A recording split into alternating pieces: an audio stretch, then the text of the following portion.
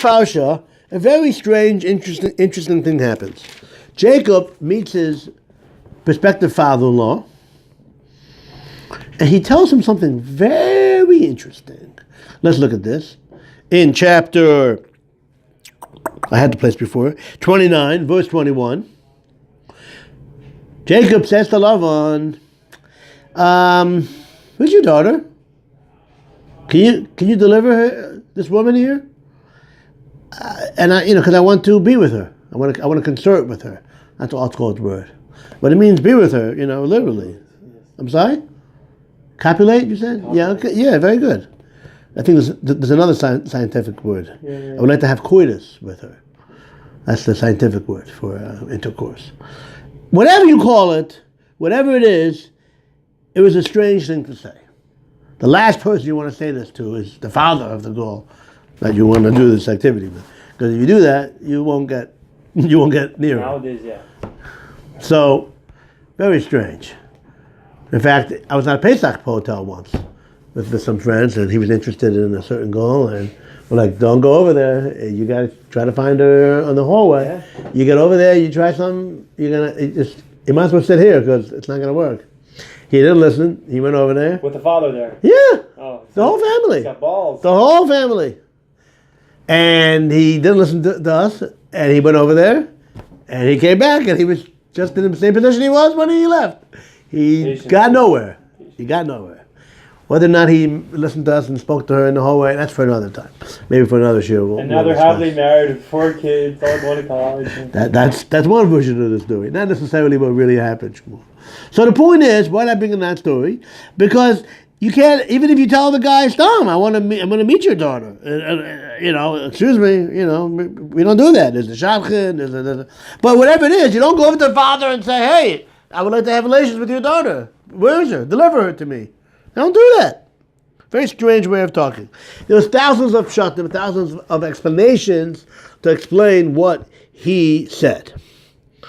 Before I tell you the pshat from the Heilige Rebbe, Reb Simcha Bunim mi Parshas, when I asked this kasha to my friend at the Kollel Tzvi Silver, he told me that, Yaakov was a very holy man, so maybe, he knew he had to engage in this activity, but he was so holy, he didn't know how he could do something so physical. So he figured he'll make a shvua, he'll say something, and then somehow, once he makes a statement, then he has to do it. So, once you say something, you have to keep your word. I forgot to tell you, Rashi addresses this question, and Rashi says, he doesn't really answer it. He says, even a low person doesn't do that. So Yaakov Avinu, for sure, how would he do that? You don't do that.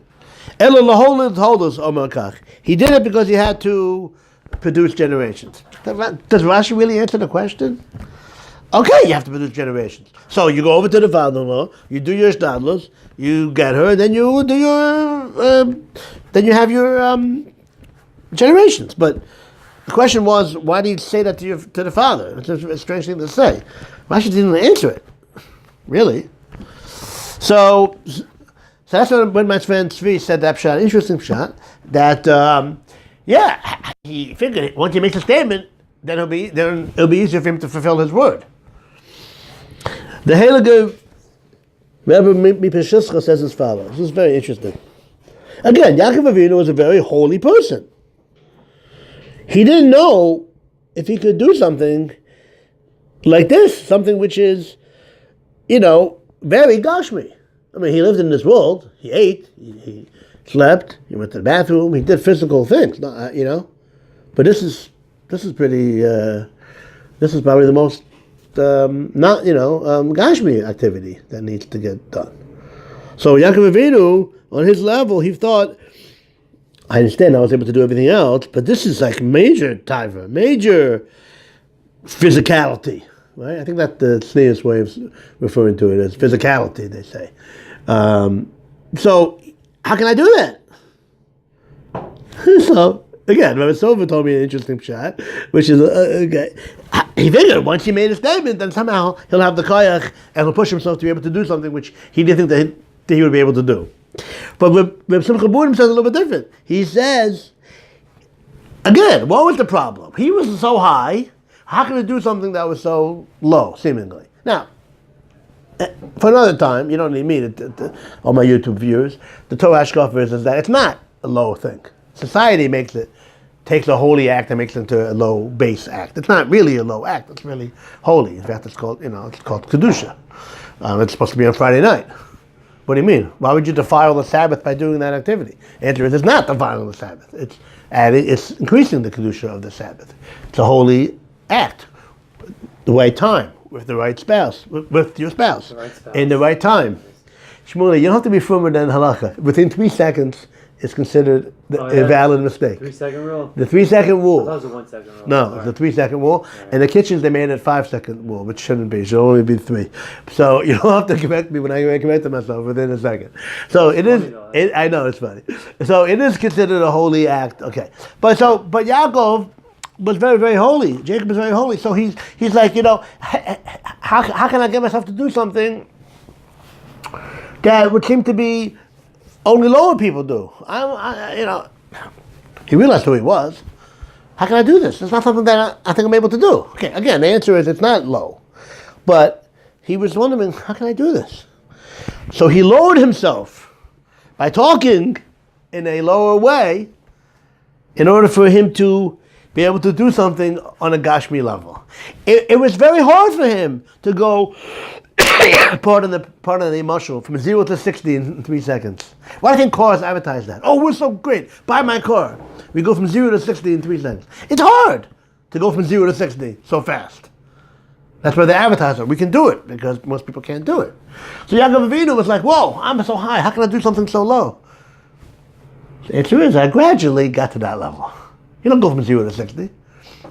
So that's what he was doing. He lessened himself? Yeah, he was because he didn't think that it would be possible for him to engage in this activity when it's not holy. Right.